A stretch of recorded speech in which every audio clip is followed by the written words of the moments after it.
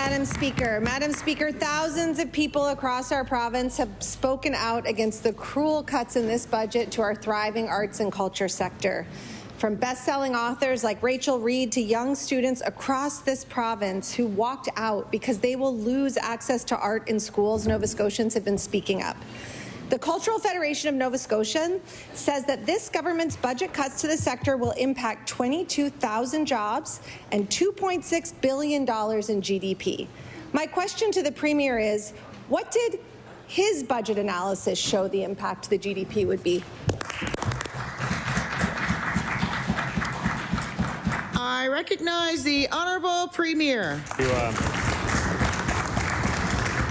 Thank you, Madam Speaker. Obviously, we see what's happening across the country, deficit budgets in every province, the federal government as well. These are difficult times for sure, but I'm very pleased that in Nova Scotia we're still able to invest $19 billion in the services that matter to Nova Scotians, including $66 million invested in the arts. Madam Speaker, we're making significant investments in health care, housing, long-term care.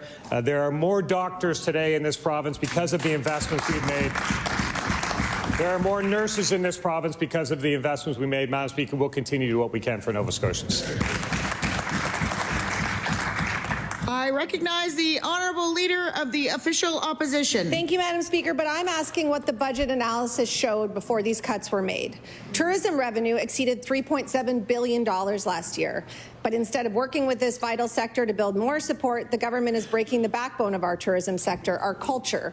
Tyans wasn't even consulted about the closure of the visitor information centres. Wow. The very things that make our province so special are being attacked by this government. From visitor information centres to museums to galleries to theatres, the things that drive our people to rural communities and local businesses. Without this infrastructure, people will suffer. Jobs will be lost.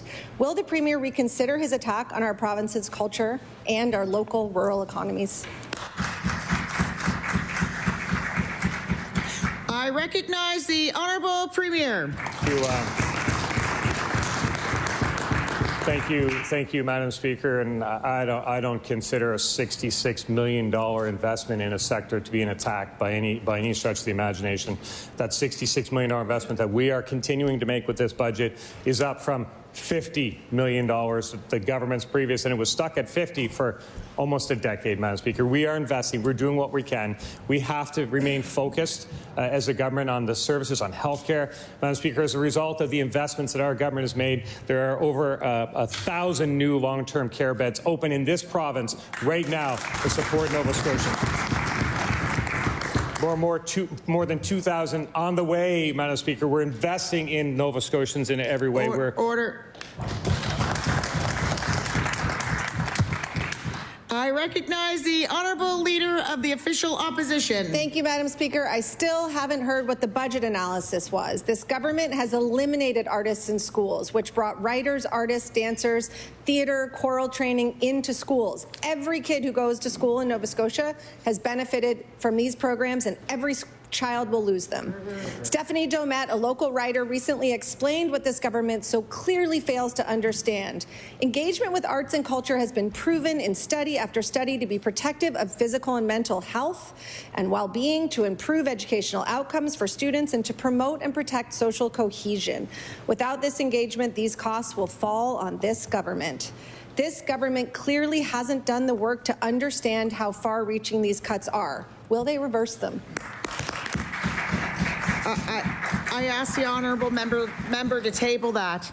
I recognize the Honourable Premier. Madam Speaker, we have great respect for the sector. In terms of the school thing, there is art in school. There is art available to students through the school program. I don't want that to stand as being a fact that there's not. There is art available to students. We will continue to make investments in the sector as we have since we came to government. And when we can do more, we've done more.